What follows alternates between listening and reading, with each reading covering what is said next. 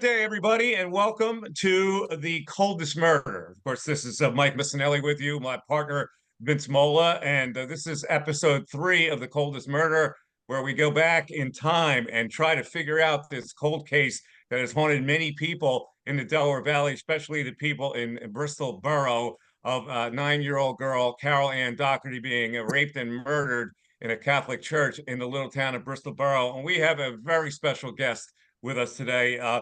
This man's reporting really reawakened the case in the public consciousness and also with investigators. He, of course, is J.D. Mullane of the Bucks County Courier-Times, the fine reporter and columnist. J.D., welcome to the Coldest Murder podcast. We're glad to have you today. Thanks. Hey, JD. Now, JD, let's talk about, first of all, as a journalist, you know, there's always that case you want to sink your teeth in. And I got to think this is one of the defining cases in your journalistic career because it's been with you for a lot of years. And in 1992, it was the 30-year-old cold case, unsolved murder, and you decided to pick it up at that point and do some reinvestigation. And I'm curious to know what led you to take up this challenge. Well, in 1990, I was assigned to cover Bristol Borough and working for the Bucks County Courier-Times. And I always like to live in the communities that I report on. So I moved to Bristol Borough and I joined St. Mark Church on Ratcliffe Street, where the murder occurred. And it wasn't long before I heard other parishioners talking about the case. And I looked into it. And the borough manager at the time, Fidel Esposito, was a police officer on the force in 1962 when Carol was murdered in that church. So I was chatting with him in his office one morning, and I said, you know, who do you think did it? And he thought it was one of the parish priests, and he gave me the name of that priest. And so I was off with it. I went to our morgue, our library at the newspaper at that time. And I pulled all the files and I read through them. It was a very thick file. We covered that story coast to coast. It was just really amazing how much, it was an all hands effort at that time. And there was no mention of any priest being a suspect in the case. And I thought that was strange. So my imagination was fired up, and I asked my editor if I could pursue it, and he said yes, and I did, and I ended up writing a 6-part series. It was kind of like written like a murder mystery. My executive editor of the paper at the time, Len Brown, wanted. I was just going to do one story for a Sunday anniversary, 30 years later, a look back. But he said, you know, I think this could really, really be a good serialized case. I think our readers would really like it. At that time, those kinds of stories in newspapers were very popular. But I needed to see the police file to fill out all of those details. And that's where my reporting began. And a good reporter, even if you're really good at it, sometimes you don't get access to that. So you really have to develop sources. And in this particular case, you developed a pretty good source. The chief of police of Bristol at the time, his name was Frank Parenteau, allowed you to see the police report with a caveat that you wouldn't take it with you, but you could take notes. So, and you're one of the few people that have seen this police report. I know since we started this podcast, I've been trying to view it as well, and it's really difficult now because the case is now in the hands of the Pennsylvania State Police. But at the time, you saw the police report. So when you're going through the police report, taking notes, what struck you? Well, the priest is mentioned a lot. His name was Father Joseph Sabadish. He's dead now. He died in 1999. I actually went to his funeral. And he became a suspect pretty quickly. Police officers were assigned to check out the alibis of the 3 priests in residence at St. Mark's. It was Monsignor Paul Baird, Father Michael Carroll, and Father Joseph Sabadish. And Monsignor Baird and Father Carroll's alibis checked out. They were visiting parishioners on the annual parish walk around. The priest visits you and blesses your house and, you know, takes a donation. And Sabadish said he was out on the parish visitation too, but the police officer who backgrounded him discovered there were holes in his story. He went to the houses that Father Sabadish said he was at between 4 p.m. and 4:30 p.m., which is the range of time where the murder occurred at St. Mark's. And the police said, well, he wasn't here at our house at that time. And so when Gaspar Favoroso, the police officer, subtracted the houses he hadn't been to, it was between 4 and 4:30 that day. And that put him at the top of the list as suspects. Okay, so if you've been following this podcast, and if you haven't, you're just tuning in, we've done podcast 1 and 2. And in 2, we detailed the 4 suspects that were involved in this case. Now, you heard JD just talk about priest, Father Joseph Sabadish, who was obviously at the top of the list. Now, when you looked into Sabadish, and then we'll get to the other suspects in a second, but you actually later on interviewed Sabadish years down the line on his version of this whole thing. And I'm curious to get your opinion on what kind of person this was. But when you looked at all the evidence that was in the police report and all the things, just kind of go over the detail on how difficult this was for Bristol police to pin this man down, to actually question him about this murder. Well, at first, all of the priests were made available by Monsignor Baird. He was a vicar of Bucks County priests. That made him a powerful man, basically in charge of parish assignments and other, internal HR issues, I guess we call it today. And at first, Father Baird was cooperative, but quickly, in fact, within a few hours of the murder, he became uncooperative. Why that is remains a mystery in my mind. He, the investigators had arrived at the church. A crowd had formed outside. Word had spread through town. The little girl had been murdered in the church. And all Monsignor Baird wanted was the body out of his church and a crowd cleared away from the sidewalk. And this struck, at that moment, the head investigator, Bristol Borough Police Chief Vince Faragalli, as very unusual behavior.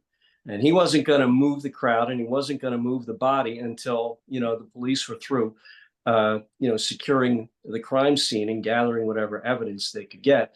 So Baird was very, very reluctant to make the priests available for interviews after that day. 30 years later, it was a different story. Monsignor Baird was dead, and Sabadish was head chaplain at Sacred Heart Hospital in Norristown in Montgomery County. And I called him up and I asked him, I said, I was doing a story, and really I thought he would just say, no, I don't want to talk about it. That's what I was prepared to hear. But he said, sure, come on out, I'll talk to you. So I went and I talked to him. And in this meeting with his priest, and I'm trying to play amateur psychologist here, because it's very interesting that he would talk to you. I would think that if I was not involved in any kind of a situation like this, that I would be loath to talk about it. In fact, I would be almost resent the fact that somebody was still trying to talk to me about this. I don't know, in the mind of a sociopath who agrees to talk about it and looks you in the eye, what did that say to you? Anything? Well, I was surprised, to say the least, but not so surprised that he basically lied to me with almost every question I asked him that afternoon. And he sat right across from me. He was no more than 5 feet away from me. And, I looked into his eyes, and he was just lying left and right. I'll give you an example. Right after the murder, between 4 and 4:30, October 22nd, 1962, Monsignor Baird was seen at, Father Sabadish was seen at a lingerie shop in a nearby town of Humeville in Bucks County. And he had been a regular customer in there. One time he brought an attractive young woman in with him, and she picked out slinky lingerie and he paid for it. And the police obtained all the receipts of his purchases. And so I had a copy of one of those receipts with his name on it. And I asked him, I said, were you ever in Dorothy Binder's fashion shop in Humeville? No. There were all kinds of stories about Father Sabadish at school dances, dancing provocatively, with some of the high school girls at St. Michael the Archangel at Bishop Conwell High School in those days, up on the Levittown Parkway, where he was stationed at St. Mike's Church at that time. And every question I asked, everything that had been documented by the police in 1962 about him, he made a phone call to a woman he knew in Fairless Hills and threatened to rape her. And that actually was captured on a tape recording by the woman's husband. He lied about that. He lied about everything. He had no good answer for why he and the other two priests never visited the Dougherty family after their little girl was killed in their church. She was a student at St. Mark's School. So you would think that that he would, pass by, offer some spiritual sustenance or blessings or something like that, comfort. And he never did. And he didn't have a good explanation for why that was. So it was one lie after the other. I could have sat there for a couple of hours and asked him questions, and he would have just lied about it. For whatever reason, very evasive. But I got to tell you, his eyes locked on mine, and they did not move at all. That guy was a block of ice. JD. Guy Vince, hear your question. Yeah, JD. When confronted with the receipt and all this other stuff that you had, how does he like? I know he lies, but you're questioning him. How does he wriggle his way out of that? I don't recall. I don't remember. Well, I don't know anything about that. I never knew that woman who said that I wanted to rape her. He just all he would say. He was very forgetful. Basically, he took the fifth on everything. All right, let's dig into this. Just for full disclosure, for the people that haven't heard the first or watched the first two podcasts of the Coldest Murder, I am personally involved in this because I grew up in Bristol Borough, and this happened when I was a 7-year-old child. In fact, the police chief, Vincent Faragalli, who JD mentioned, was my uncle and would sit at our table at my grandmother's house every Sunday. He was kind of a Kojak figure. He was very well respected by the family. He was well respected by his police force. He never really spoke of this case, as far as I know, to anybody in my family, kept it within himself, and was so distraught that he could not solve this case that he kept a picture of Carol Ann Dougherty on his bureau for many years. Now, let's get to the investigation of, and if you're going to stop the podcast here, you already think you know who the murderer is. And we're going to go over other suspects. And our aim here is not to point to convict a priest here for the rape and murder of a 9-year-old child, but we'll get deeper into this. So tell the story of how the police did pick him up. Even though they weren't getting cooperation from the church authorities, they did manage to pick him up and get him to the DA's office. Tell that story, JD. Well, the parish visitation is usually in October in those days. Each parish priest was assigned to a block, and they would knock on a parish parishioner's door and go inside and meet and take a donation on their way out. And that's what was happening that week, the week of Carol's murder. So after the murder, they continued with their parish visitation. Monsignor Baird refused to allow either Father Carol or Father Sabadish to be interviewed by the police after the first night. So Vince Faragalli, Chief Faragalli, and another officer went out, and they found Father Sabadish making his rounds on the parish visitation. And when he left the house, they were parked at the curb.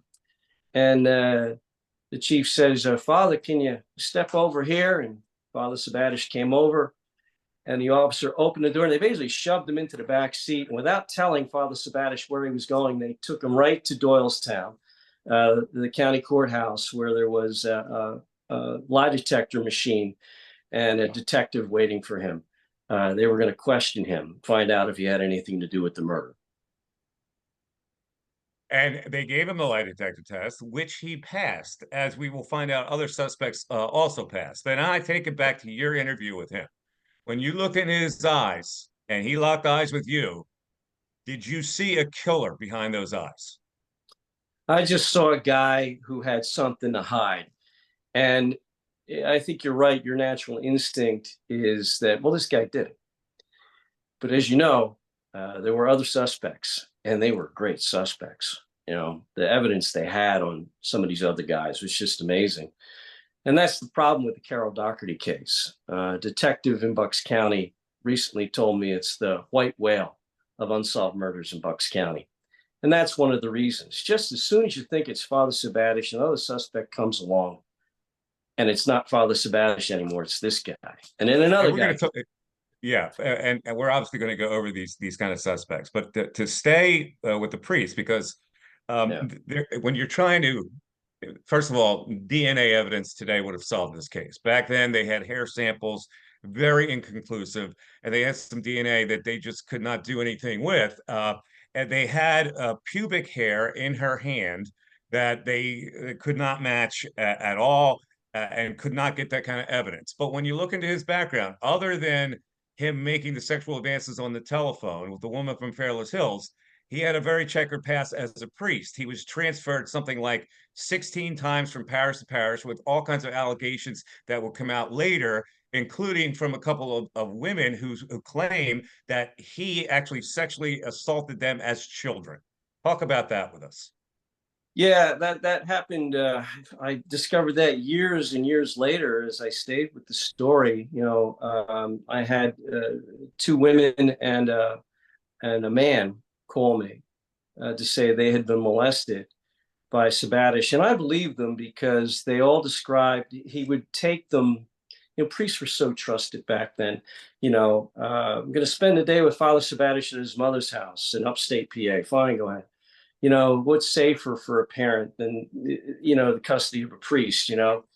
But he would take them up to his mother's house, and then he would take them into the basement and molest them, and all in the same way. And I believe him because they each had a detail that it was unmistakable. All three had vivid recollections of all things. His mother's bathroom, which was done in bright pink. They had never seen, everything was pink in that bathroom and frilly. And they remembered that. And those kinds of details, you know, you're talking 4, 5, 6-year-old kids. So I believe that he was a bad priest. He was a bad man. He had actually been investigated, or at least I had been told. I'd been called at the paper by a retired Philadelphia detective who said, I investigated Sabadish years ago, and he was at St. William's Parish in Lawncrest, you know, for absconding with church funds and then taking it out to the Liberty Bell racetrack, which is now Parks Casino today in Ben Salem, and betting on horses. You know, never could get him. $10,000 apparently was missing from the parish funds.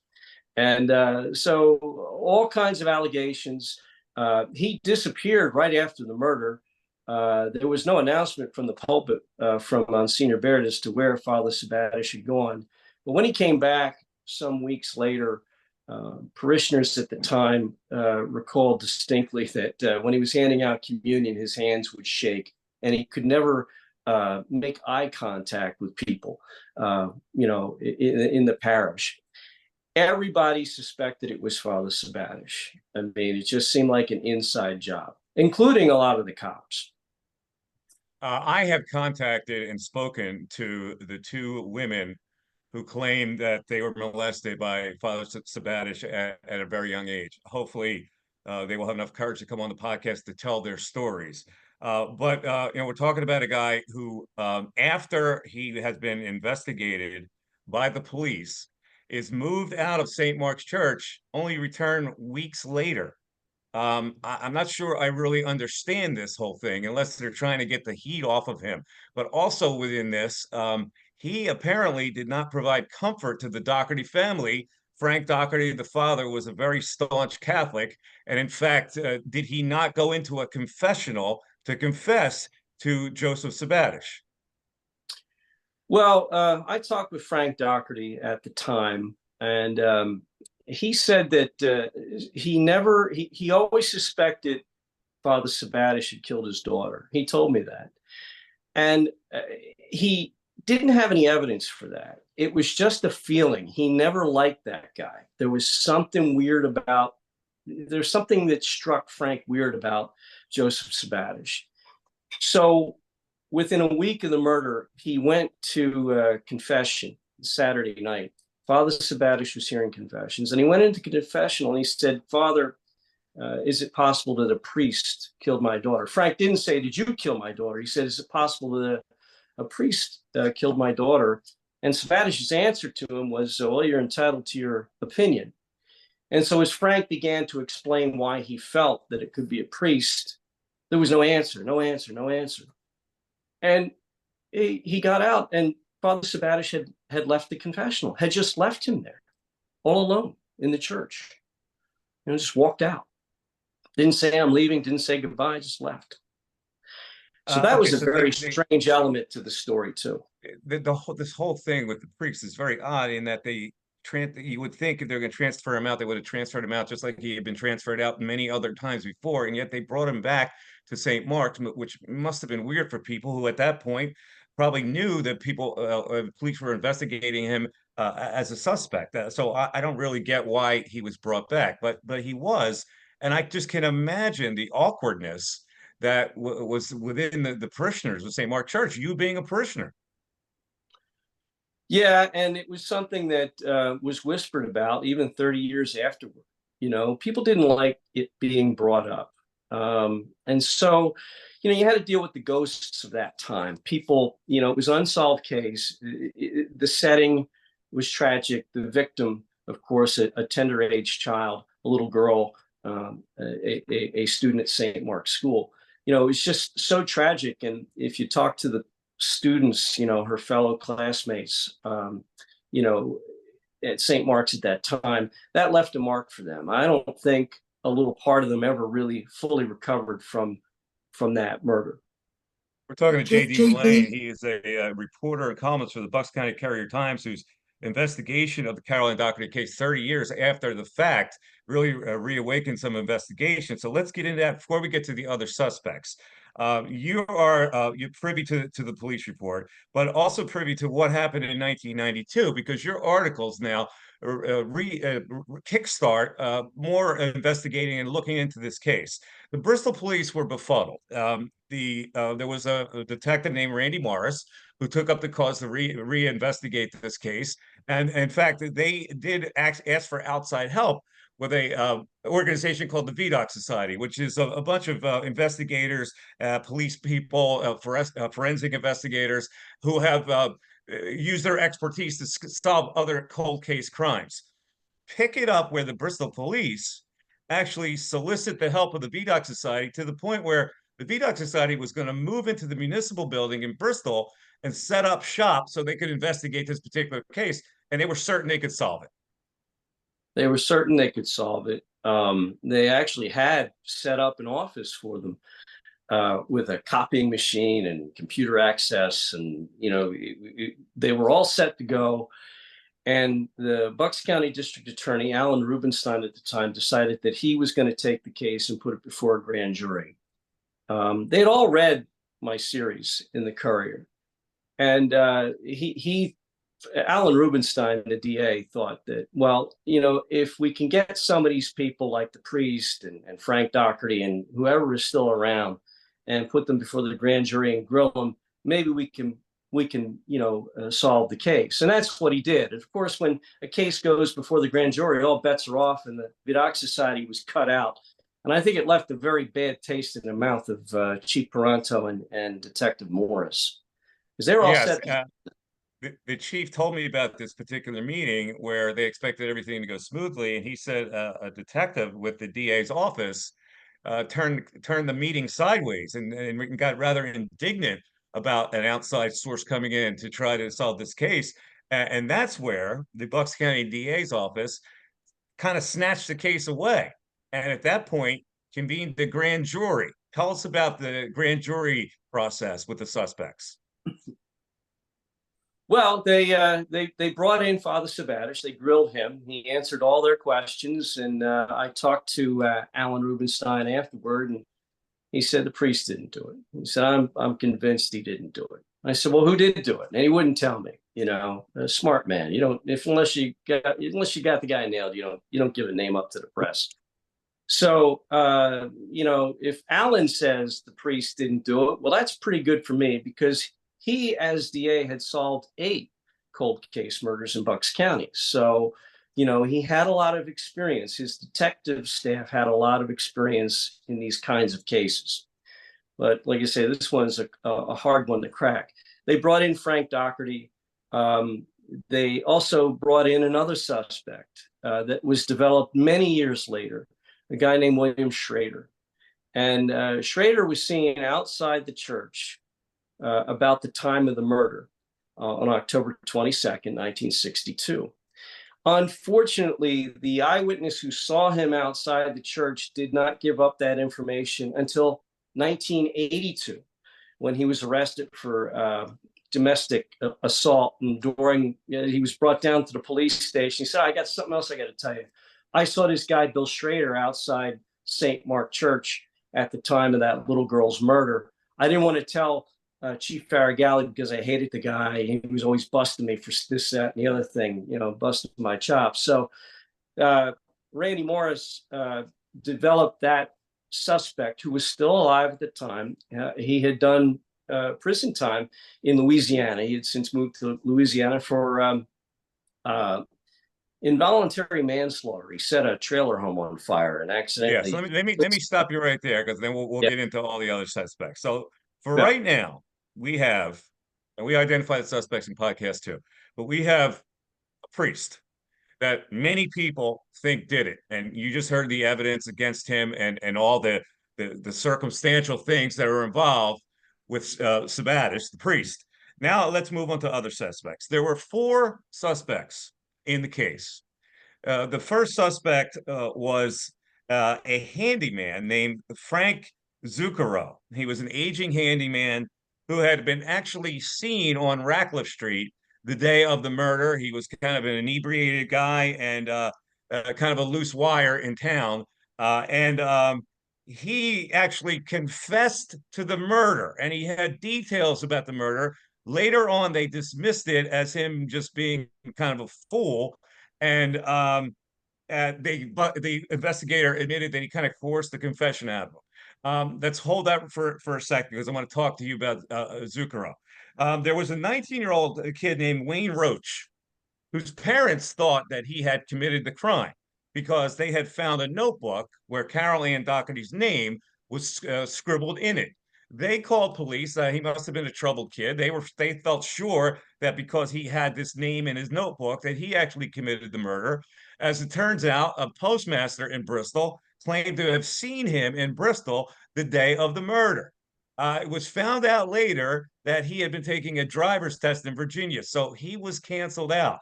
So now we're down to the priest, we're down to Zukaro, and now let's talk about William Schirer, who was a 24-year-old boy at the time. Well, not boy, but he had worked at a place called Croydon Tool Company on the outskirts of Bristol. He had lived on Lincoln Avenue, which is the street that borders Ratcliffe Street. Right at that intersection of Lincoln Avenue and Ratcliffe Street is where St. Mark's Church is. He was a suspect because somebody had seen him on the street, as you mentioned. So let's go into the story of William Schirer. As it turned out, he took the Fifth Amendment at the grand jury, correct? That's right. Every question was the Fifth Amendment. Every question was the Fifth Amendment. Okay, so just follow along with us here with these suspects. You have the priest, and he's got a lot of heavy stuff in his bag here. And now we have this 24-year-old kid who actually lives on the street, who had a criminal record as he came to Bristol, some kind of a gun charge in Wilkes-Barre. So he had a criminal element into him. Once they could not arrest him for this crime, he does go down to Louisiana, where he gets in further trouble. And as you mentioned, he burns down a rented trailer house that his wife at the time was in it, and her daughter from another marriage, and that daughter's friend. The wife suffered brain damage in the fire. The child's friend perished in the fire, and he was eventually convicted 21 years for manslaughter in Louisiana. How does he then get back to Bristol in 1992? Well, they extradited him. They forced him back from Louisiana, and they put him before the grand jury. And they didn't learn a lot from him. But there were people in his family who gave additional details, which are intriguing. He was known to molest little girls in his family. Everybody knew it. It was an open family secret, apparently.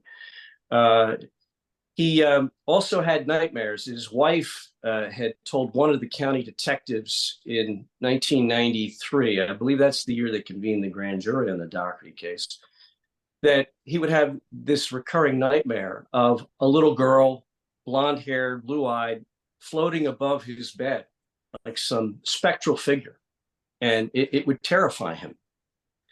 And so these two intriguing aspects, tidbits, just went into the file of the Carol Dougherty case. They could never prove Bill Schirer had anything to do with the crime. They knew he lived around the street. He probably was familiar with St. Mark's Church and how the slide bolts of the doors work, because the church was locked during the time of the murder. Whoever killed Carol had locked the church doors so they wouldn't get caught. So it seemed to make sense that it wasn't a drifter. It was somebody who had a working knowledge of St. Mark Church. And a guy who lives around the corner from the church, who's probably a parishioner there, would be that guy. And that is William Schirer. And so the theory might be that since they disproved that he was actually at work, which he claimed that he had actually checked out of work with his time card at 1:30 p.m., the murder happened at 4:30 p.m. It is possible that he then was at home or on Lincoln Avenue. He saw a little girl go into the church, somehow decided that he would go in and commit this crime, and then somehow escape through this. But I was also told that when they extradited him from Louisiana, one of their aims of the investigators was to drive him around Bristol, drive him past the church, in hopes that he would have some kind of pang of consciousness and maybe confess to the church. This was kept silent from the Bristol police. The Bristol police chief told me they had no knowledge that they had brought him in, that they were only alerted to this when his sister showed up at the Bristol Borough Police Station to ask for her brother. She apparently knew that he had been extradited to Bristol. The Bristol police did not. This is a pretty good suspect, JD, don't you think? Yeah, he's an excellent suspect. And, Mike, if they ever get the DNA evidence, what little is left, proof, they may be able to prove it was Bill Schirer. I don't think they'll find that it was Frank Zukaro. I don't think they'll find it was Joseph Sabadish. But Schirer seems to be the best bet among the detectives in Bucks County who reinvestigated this case in the 90s. There are a lot of people trying to solve this crime. I know a lot of people that who are watching this episode are going to be focused on the priest, maybe someone Schirer. But let's talk about Frank Zukaro, because he was dismissed as kind of a crazy person and a crazy drunk. But he did tell some details that are eerie. Explain what he said and how he committed this crime.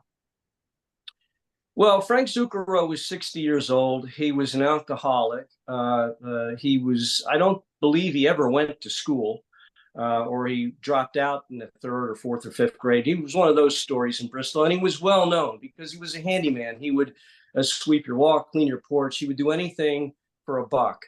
He didn't have any regular jobs, so he was very familiar in town. And the day of the murder, around the time of the murder, he was spotted by some parents going to pick up their children from St. Mark's, staggering down Radcliffe Street. He was so drunk that he was hanging onto the fence outside the school along the street. And so when Chief Faragalli got that tip, they picked up Zukaro and they brought him in and they interrogated him. The problem, of course, is that the story he gave, the police officer who had interrogated him was alone, didn't keep any notes. There was no tape recorder rolling. He burst out of the interrogation room, said, "Chief, we've solved the case. Frank Zukaro says he did it." So they get Paul Beckert, the DA, and they put on a tape recorder because the DA wants to hear this guy's confession, and he proceeds to tell them the story. They went into the church. And then Carol comes in, or I'm sorry, he went into the church and he sees Carol kneeling at the altar. He sneaked up behind her, grabbed her, chased her around the church, grabbed her again.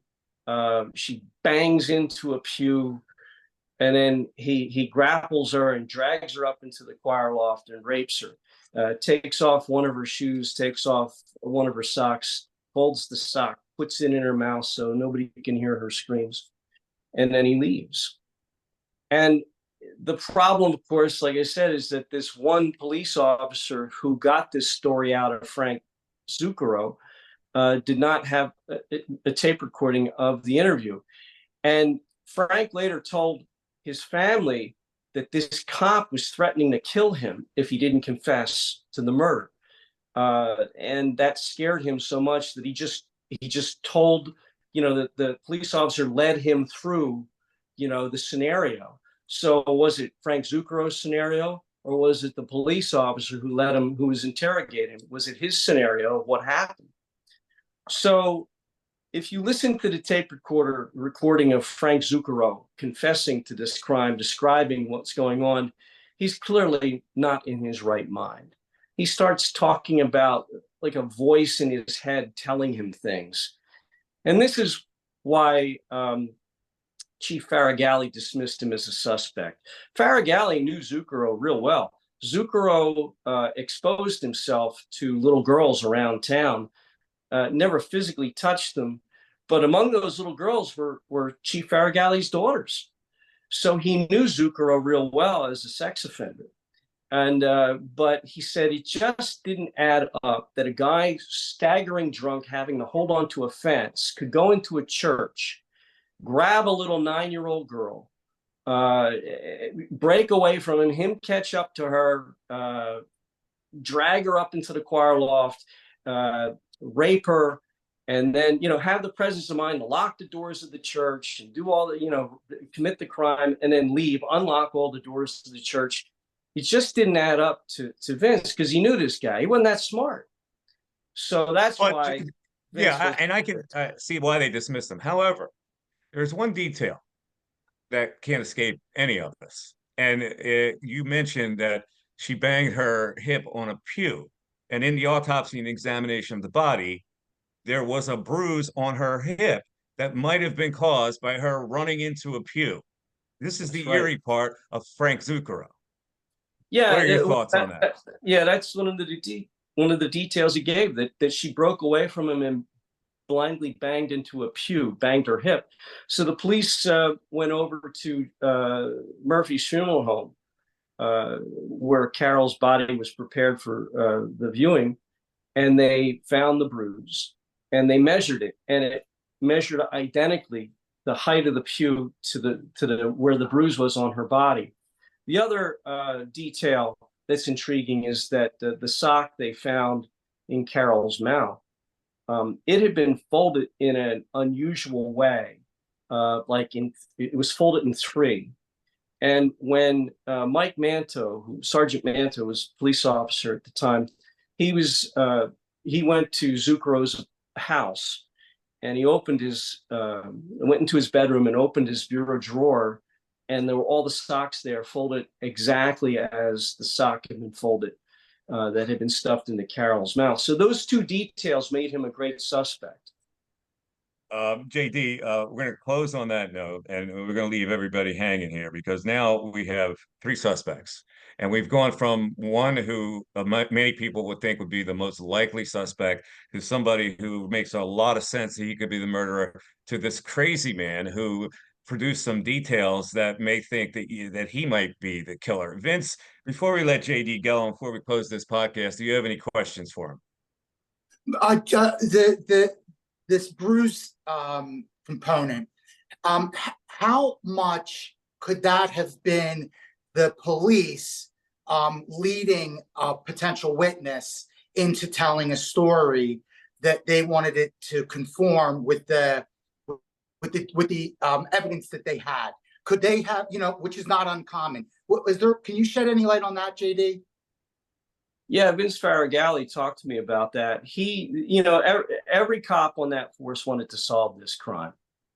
And this guy really, really wanted to solve it, the police officer who interrogated Frank Zukaro.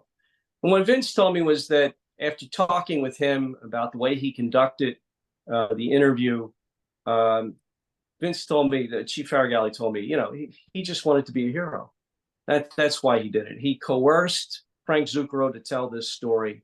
So, because he was Frank Zukaro, he was this drunk handyman, that kids were told to stay away from. And well, you got all these. He made the best suspect, and this police officer, led him through and threatened him. As you said, he threatened him with a knuckle. Frank Zukaro was where he threatened me with a knuckle sandwich if I didn't confess. So I did. JD, this has been a fascinating discussion. We really appreciate you coming on the podcast and providing us with the detail of your great reporting over the years on this case. Again, this is a case that will be with you forever, I assume, of all the reporting you've done in a cold case. And just to let the people know that this case is still being investigated. And our aim here is to provide you with enough detail where you can make up your mind, but also that the conclusion could be that we could get a DNA match with the sophisticated DNA test they have now, that we will ultimately find the identity of the killer, and all of the suspects have passed away. So this is going to have to be solved by DNA. JD Mullane of the Bucks County Courier Times, thanks for joining us today on The Coldest Murder.